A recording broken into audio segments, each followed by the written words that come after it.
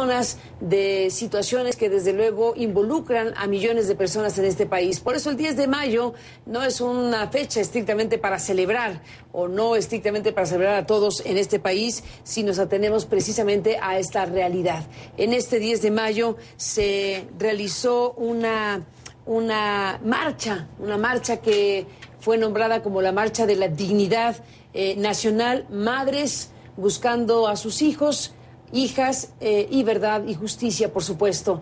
Vamos a hablar de ello esta noche. Tenemos a dos invitadas, ahora las saludo y ahora las presento, pero quisiera iniciar con el reporte que nuestra colega Cruzcaya Liz ha preparado precisamente sobre esta fecha y sobre este tema. En este caso, las que morimos somos nosotras todos los días, porque nosotras no nos podemos resignar. Así resume Mónica Orozco lo que significa tener un hijo desaparecido, morir todos los días, como muchas de ellas que salieron de nueva cuenta a las calles en un día donde en México se conmemora a las madres. ¿Hay motivos para celebrar? Ninguna. No hay. Aquí estoy en la lucha. Tengo 41 años luchando por la presentación de mi familiar. Son dos. Es el padre de mis hijos y un hermano. Como Rosario Rodríguez hay muchas otras. De acuerdo a las autoridades en el país, a la fecha existen más de 34,000 personas desaparecidas. Los familiares de estas personas no quieren que se conviertan en parte del paisaje, el paisaje del horror. Presentación con vida y castigo a los culpables. Por eso se manifestaron, dicen, para visibilizar a los suyos, los que no están. La gente no desaparece, la gente no puede desaparecer porque sí, tienen un nombre, un apellido, una familia que los espera, que los busca. Entonces no podemos nosotros, yo como madre de Diego, no puedo permitir que esto quede así. Por la indiferencia y la corrupción de nuestro Estado. En noviembre de 2017, el presidente Enrique Peña Nieto promulgó la ley de desaparición forzada y desaparición por particulares.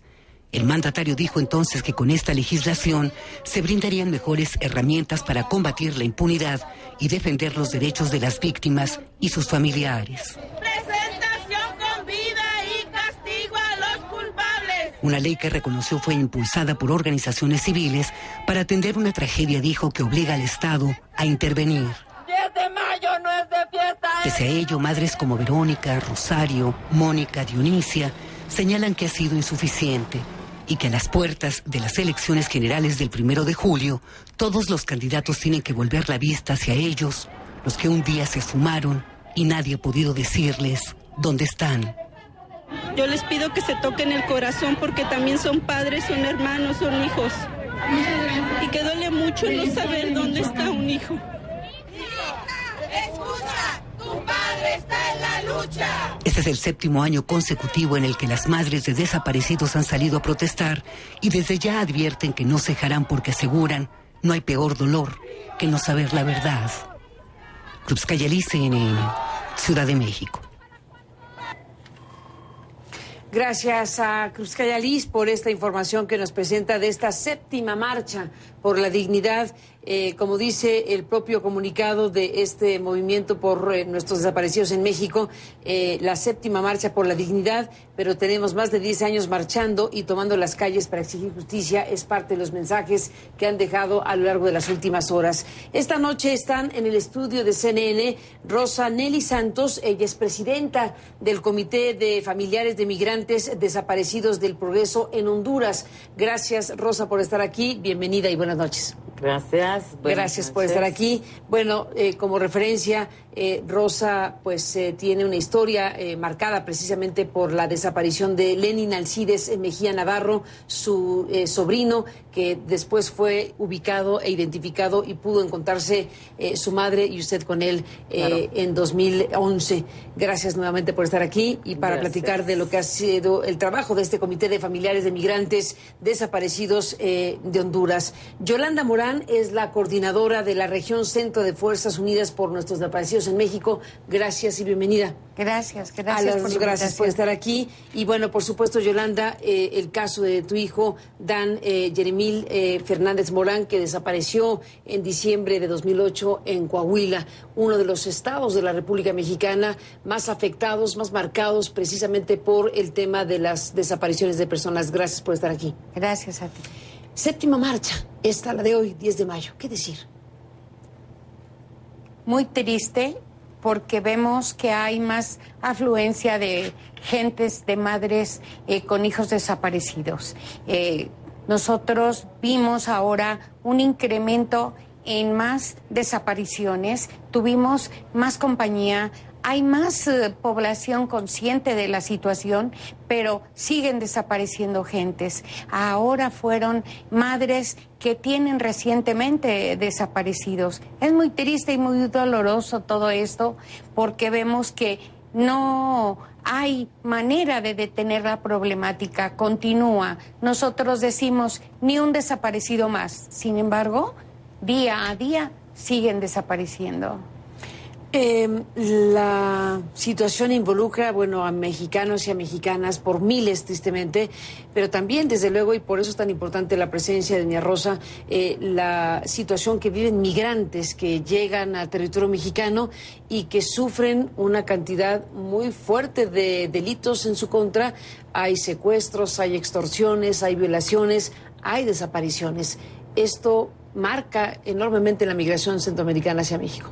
Claro que sí, y la deuda que tiene el gobierno mexicano con nuestra gente, porque además de tener desaparecidos, tenemos ejecutados. Las masacres que pasó en el 2010 con los 72, en San Fernando, Tamaulipas, habían hondureños, ¿no? Habían centroamericanos, porque habían de El Salvador y de Guatemala. No está también lo que pasó en el 2011 en abril, que se dio lo de las fosas clandestinas, donde hallaron 197 restos también. Y la que pasó ya en el 2012, en mayo del 2012, que para este tiempo, pues, nosotros también conmemoramos esas fechas, fue lo que pasó en Cadereyta. 49 dorsos, que solo de La Paz, en Comayagua, en Honduras, son 9 familias que todavía se preguntan, ¿dónde está lo demás de mi hijo? Y esto es la gran deuda que el gobierno mexicano tiene con su gente aquí en México, y no digamos a nosotros en Centroamérica, pues porque la mayoría buscan un lugar donde vivir, no quisieran quedarse en México, pero el sistema los obliga por la extorsión, como dice, el secuestro y estas ejecuciones que también nos han marcado mucho. Y el gobierno mexicano no da respuestas de todo esto. Ni siquiera la Comisión Ejecutiva de Atención a Víctimas. Tenemos muchas madres que están sufriendo esa tragedia y están enfermas, pues, y no pueden tener la asistencia médica, al menos. Los hijos de estas personas que fueron masacradas también no tienen respuestas para una educación, reparación, el daño que han causado.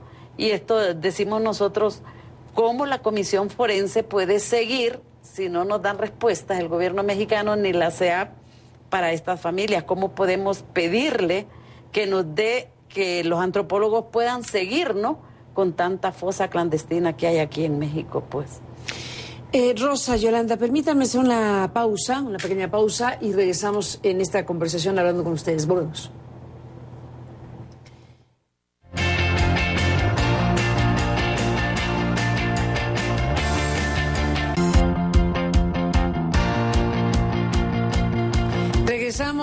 Regresamos en esta conversación con Rosa Nelly Santos y con Yolanda Morán.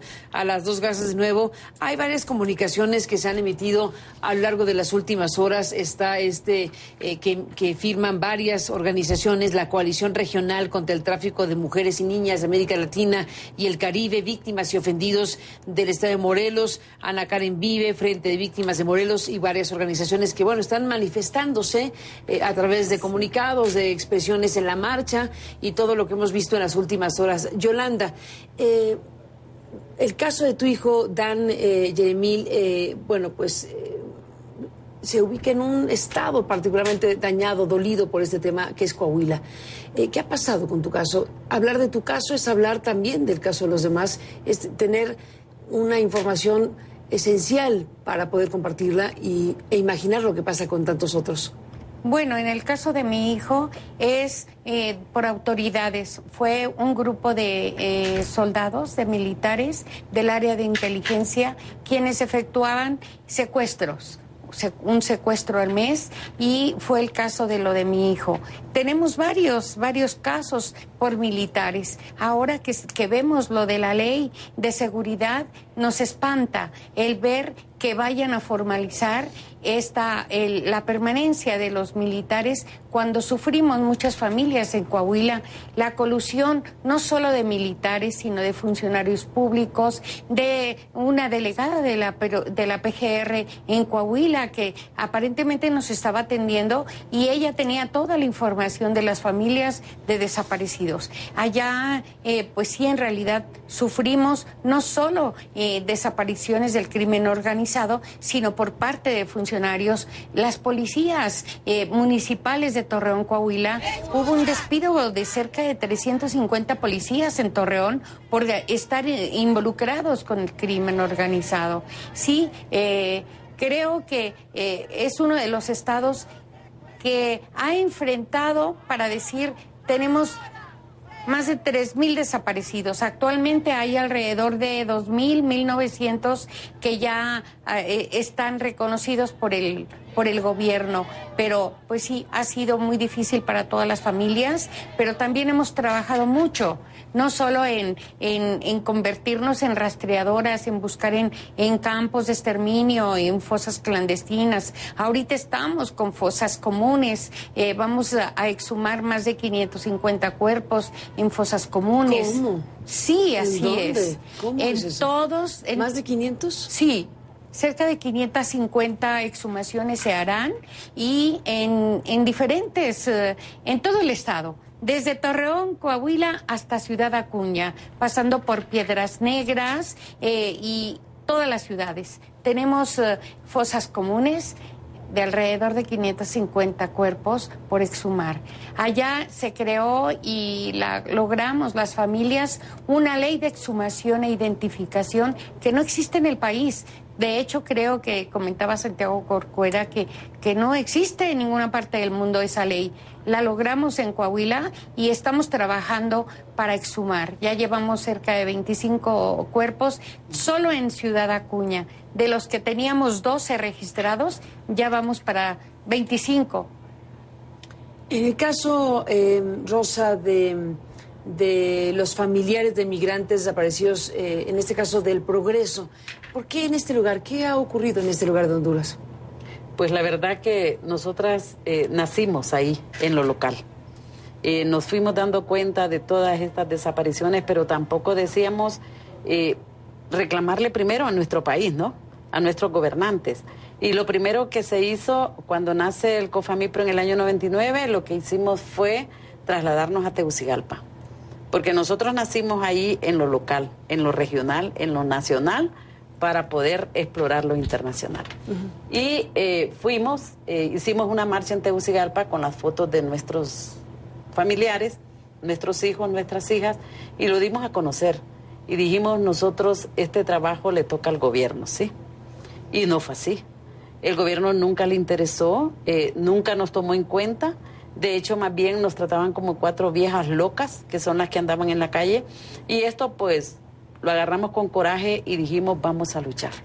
Y hemos aprendido a luchar, hemos estado allí con las compañeras, hemos acompañado a muchas familias, a muchas madres que llegan llorando, desconsoladas, pero también les decimos, no somos investigadoras, no somos policías, pero sí las vamos a acompañar, y juntas hemos logrado a muchos. Desde que COFAMIPRO nace, a esta fecha, desde el 99 para acá, hemos encontrado más de 260 personas aparecidas y vivas.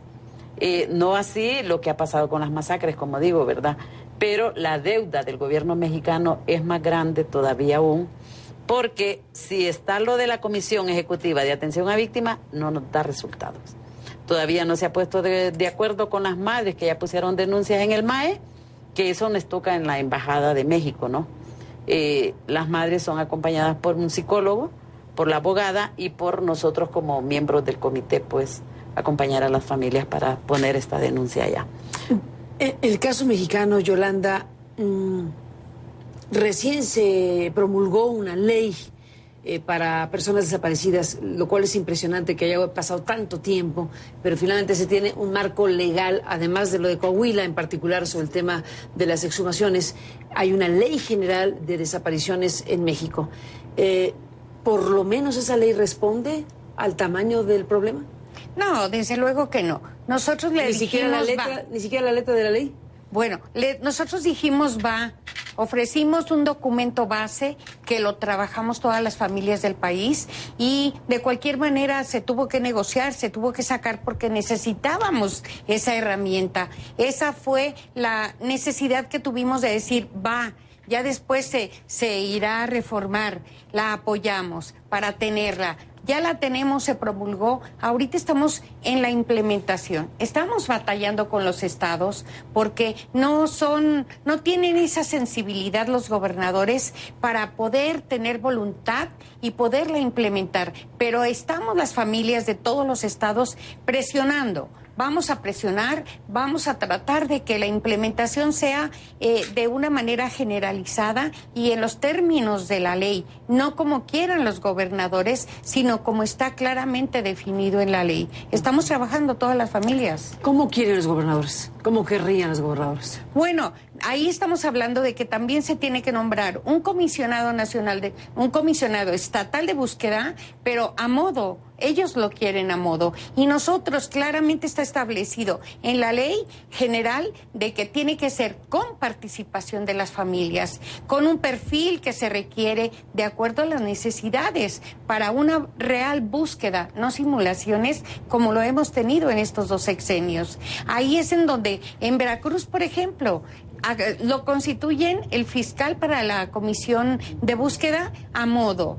Y es lo que no queremos. Queremos trabajar con los gobiernos y definir claramente los perfiles con gente de confianza, con gente que realmente vaya a desempeñar bien las funciones. Déjenme, Rosa, Yolanda, hacer una pausa y regresamos en esta conversación. Gracias. Sí, los...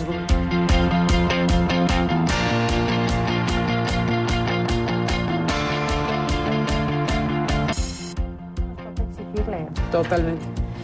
Entramos en la parte final de esta conversación, Rosa, Yolanda, gracias de nuevo por estar aquí en esta fecha. Bueno, este tema, tristemente, lejos de atemperarse, parece incrementarse. Si vemos la marcha de hoy, la 7ª marcha, bueno, comentábamos con parte de las personas que han acudido con ustedes esta noche a CNN, pues eran más de 2,000. Una cifra importante para una marcha de esta naturaleza, más que en otras ocasiones. Quiere decir o que hay más participación o que hay más casos. ¿Con qué se quedan? Bueno, yo creo que ya la población está más sensibilizada, sí, pero en esta marcha, que nosotros somos quienes tenemos los 7 años organizando esta marcha, vamos viendo a todas las agrupaciones que nos acompañaron en este año y son de desaparecidos. ¿Sí? No es del público, no es de la gente que no tiene el daño. Solidaria. No es gente solidaria, es gente dañada con desaparecidos. Los que estaban ahí uno por uno eran gente víctima directamente. Todos son víctimas. Y esto va aumentando. Claro. Estuvieron ahí las madres de Ayotzinapa, estuvieron ahí estudiantes de Guadalajara que vinieron a hacerse tanto patentes con nosotros como madres, como para exponer lo que está sucediendo en Jalisco. Y estos son casos recientes, los de Guadalajara, y así como ese son muchos. Tuvimos mayor presencia, pero todas son víctimas. Esto no ha terminado, no queremos uno más y sin embargo cada día siguen desapareciendo más gente. En el caso Rosa Nelly, de Honduras y de Centroamérica, usted decía, esta organización, este comité de familiares de migrantes desaparecidos allá en Honduras, bueno, han logrado encontrar con vida a cerca de 200, más de 200 personas. Más de 200 personas. ¿Qué fenómeno se da ahí? ¿Cómo se ¿Cómo se rompe la comunicación? ¿Cómo es que los pierden el contacto y luego aparece la posibilidad de encontrarse con ellos? Mira, ¿cómo es el fenómeno? Una del fenómeno es que muchos de nuestra gente los toman como criminales. Son puestos a la orden de las autoridades. Yo no digo, y nosotros en Honduras no decimos, en Centroamérica no decimos crimen organizado. Decimos crimen autorizado. Porque como dice Yoli, las autoridades están metidas hasta ahí. Ellos tienen esa información y no la dan. Y nuestros migrantes son presa fácil para esto. Una porque no tienen documentos, otras porque no tienen quien los defienda. Tenemos mucha gente que nosotras sabemos que están privados de su libertad y no ni siquiera están condenados, pero están ahí. Ahora bien, lo que dice la niña Yoli, ¿cuántas personas, cuántos restos han encontrado en esas fosas clandestinas? Hay muchos de nuestros centroamericanos ahí. Hay muchos. Y por eso a nosotros nos interesa lo de la comisión forense, ¿no? Claro. Porque esto, las madres, a raíz de que pudo entrar el equipo forense, los argentinos a nuestros países, las madres están como más conformes que si le entregan un resto, sí es de mi hijo, ¿no? Les resulta confiable. Les resulta confiable.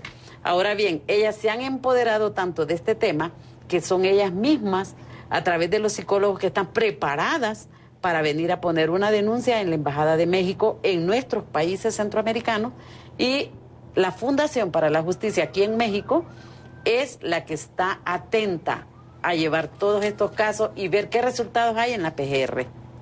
Porque si no, nosotros no tenemos acceso, nadie nos da una visa para poder venir a México, no tenemos lo económico para poder estar viajando y ver cómo va esta investigación. Así es. Rosa, Yolanda, se acabó el tiempo, lamentablemente, a las 2. Perdón que dejé la frase a la mitad, pero se acabó el tiempo y aquí se corta como en automático. Claro.